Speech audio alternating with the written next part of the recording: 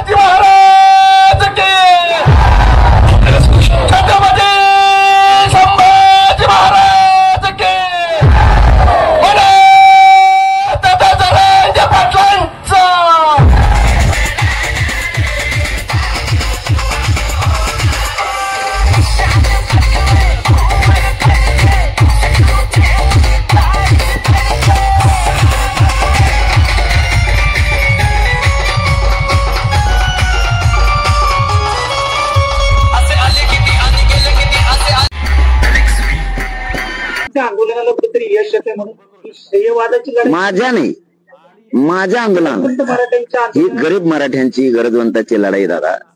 ही गरीब वर्षापासून लढते, हे श्रेय त्यांचं आहे।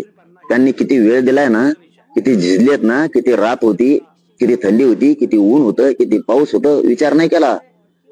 कालचं तुम्हाला लास्टेतलं सांगतो, माझ्या आयुष्यातली सगळ्यात मोठी बैठक असेल, एवढी मोठी। त्याला पत्रकार बांधव साक्षाला गप्पा ठोकून काढतोय आमचा, ते स्वतः साक्षाला। इतके लोक बैठकीला म्हणतो मी, सभेला लय बघितले मी। जिल्ह्याची सभा होती की काय असं वाटत होतं, इतकं फुल होतं।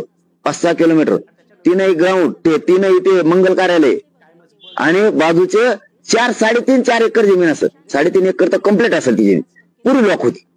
हे काय स्वतः गोष्टी आहे ना, ही गरिबांची लढाई।